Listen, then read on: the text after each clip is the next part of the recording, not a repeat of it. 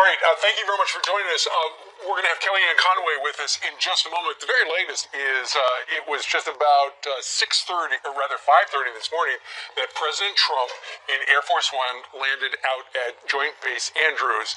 And after he came down the stairs, he got into an armored Suburban for the 20-minute ride to the White House, and he started doing some tweeting. Yeah, he didn't have his tie on. Hopefully he got some sleep because he hadn't had sleep in 25 hours. But he is back home. The summit has come and gone, which is hard to believe. But when he went over, he talked to Kim Jong-un and he showed him a video. There was an edited video of what North Korea could look like if you really did denuclearize your country. That's right. And we have a little bit of that video, I believe. Yeah, here's you were just landed, a long trip, but everyone can now feel much safer than the day I took office. There is no longer a nuclear threat for North Korea.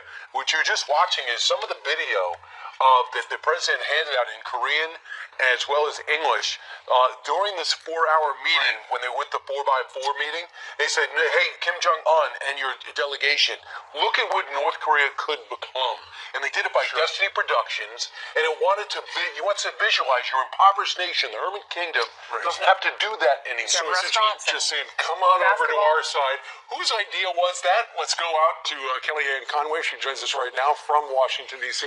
Kellyanne, that video, it's now available. Some people love it. Some people think it's kind of crazy propaganda. Whose idea was it? It came from our National Security Council, and you characterized it quite well there, that Kim Jong-un has a decision to make. He can either continue to be nuclear capable, or he can swiftly move towards complete, verifiable, irreversible denuclearization of the Korean Peninsula and really stop the economic self-isolation that has marked his country for so long, the suffering of the people. This is somebody, a 34-year-old man who has imbibed Western culture. People report that he is very aware of all the privileges that attend to Western civilization, and I'm sure that some people even in North Korea know that as well. But look, this president, his moxie on the world stage cannot be overstated. And unlike the one-sided Iran deals, Cuba deals, where we gave up everything and got nothing in return, quite embarrassingly, this president has made clear that he is the one looking for Kim Jong-un to denuclearize and to stabilize. And this president also engaged allies in the region, Mr. Abe, Mr. Moon. He also has forged a great relationship with Mr. Xi on a number of big issues. And so he's been bringing along the leaders in that region the entire time. Mr. Abe was here last week, for example. But I think you cannot underestimate what it means to have a leader who makes good on the commitment to keep everybody more safe. Don't give too much attention to the angry people. Don't give too much credit to the critics, frankly. Almost who cares? They're skeptical, they're cynical.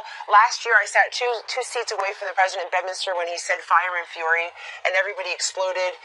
He's going to bring us into, now he's de-escalating and denuclearizing the Korean Peninsula, and they're still not happy. But the country sees it. The country sees the president's social media platform. They saw his leadership unfiltered, Kellyanne, authentically on the world stage. What did Mr. Kim say when he looked at that video? Because I know later the president took him out and showed him his ride. Hey, look at my Cadillac here. Well, I've spoken to the president this morning, but I haven't spoken to Chairman Kim. But what did he say? Yes. But again, this president reads people like no one I've ever seen, and he's a master deal maker and negotiator. That's all very important because so many people are trying to fit into an old, stale framework what just happened. Folks, you've got to throw out the playbook. For 3 years now, it's almost 3 years to the day that President Trump announced his candidacy for president, he has been just really turning the tables over and trying things in a different way. He was sent here to Washington to do exactly that, and now he's taken that all across the world. And those, look, I think the denuclearized Korean Peninsula, no doubt, is a benefit to everyone. This is a global issue. This is not an American issue. It certainly isn't just about North Korea and South Korea. This benefits everyone. Look what's happened with Iran. This president hates those deals. He said we gave up so much and got so little. We shoveled over pallets of cash. So when this president's on the world stage for everybody to see unfiltered, when he holds forth with the media for an hour and 5 minutes, he gives at least 4 different interviews. The bilateral is covered by thousands of credentialed press. This is the president that I think we should all see more of. The more we see of President Trump, the more we hear from him, the better. You brought up something interesting. The president said this twice now. Iran is a different country since we tore up the deal. Do you know what he means by that? think it just means that he has gone in and undone what the last president did. And the last president didn't have the courage to bring that Iran deal to the Senate. No, but he says and to they're acting ratify differently. Kellyanne, he says they're acting differently. I didn't know. Are they acting differently? Well, I'm not going to go into what the president discusses with his diplomatic and national security team when it comes to Iran and other countries. But with the president, they did act differently. They responded immediately. I think there were death to America chants from some folks over there when the president took action. He made good on that promise as well. Why? Because this country, whether it comes to trade, whether it comes to tariffs, whether it comes to Iran, Cuba, now North Korea, stop with the one-sided deals that always screw America, American workers, American interests. This president, it really, he's shown leadership and skill, but he's also shown will in a way on the world stage and here domestically that has our economy booming beyond what anybody even expected and anticipated. You cannot overstate the effect of the Trump economy on the workers in this country. 6.7 million American jobs that are available, exceeding the number of people who are even looking for it. But it's his moxie. And also, this is a process. I really hope people saw President Trump in full in Singapore when he very humbly said, it's a process. And I may come back in a year, this didn't work out, and I may say, hey, it didn't work out, but at least we tried. As Secretary Pompeo has said, this is a mission of peace. Peace and prosperity should be everybody's goal. Everybody should get on Team America for that. All right, Kellyanne, this headline will get your attention and make you click on it if you're online. This is from the Daily Wire. Watch. CNN's Jim Acosta interrupts historic signing ceremony, shouts at Trump. That was their headline. If you click on it, this is the video you see. Mr. President, did he agree to denuclearize, sir? We're starting that process very quickly. Very, very quickly. Absolutely. Did you talk about auto-warm beer, sir?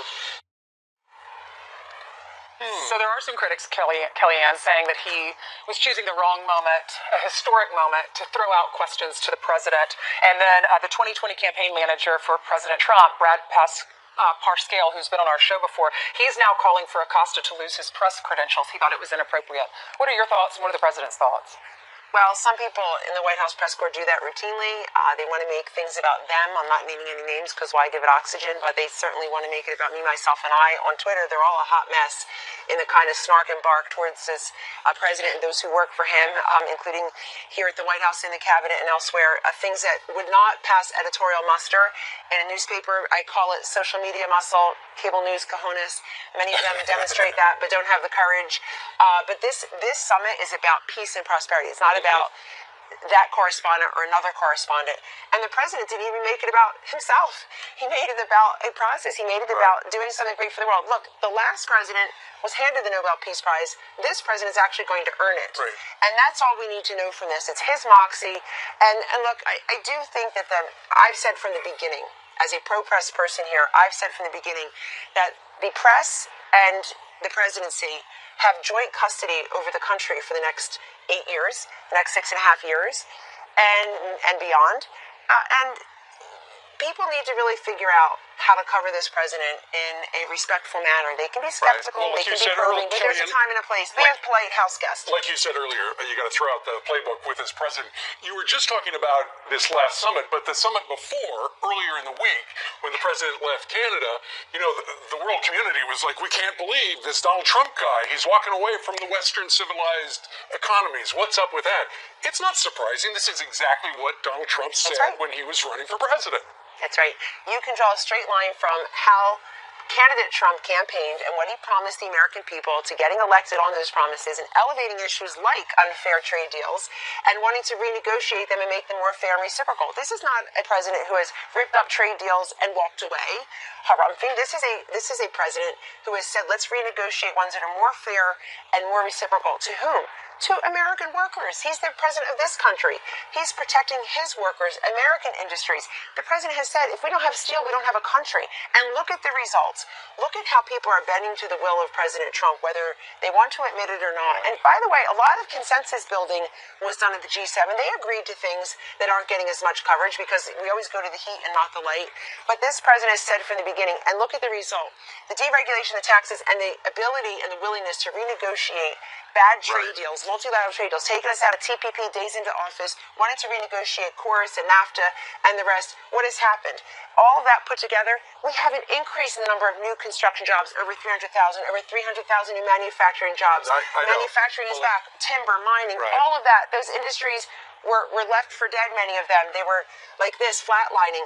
And he will continue to do that. He's going to lead, but he's not going to capitulate Right, just Kellyanne, because people let me think ask it's the fancy thing to do. But being this to our advantage to be friendlier and fairer with our allies, has the president expressed to you any willingness to speak again to Justin Trudeau or anybody else from the G7 summit to smooth things over or restart talks about rebalancing trade?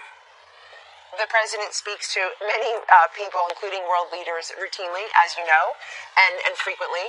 So I'm sure that he will continue those conversations, as will his trade team and his economic advisors and the rest. Let me just make clear, though, anybody thinking he's going to change his mind from the campaign promises and his leadership as president has not been paying attention, folks, for 3 years now. What are they waiting to change? Again, they just expect that he's going to bend to the existing framework. He is here in Washington to change all of that. And anybody who thinks it's just a matter of time until he exceeds, and this is a war of attrition, the war of attrition will be won by him because it's working. He's renegotiating trade deals. He's putting tariffs. Right. He's carving out exceptions for countries and industries, certainly. But he is making good on those promises. The sheer velocity and volume of the way this president works. Well, he has had a very busy week, and Kellyanne, we thank you very much for joining us. Half of June, and look at it. It's incredible. Thank you so much. Thanks, Kellyanne.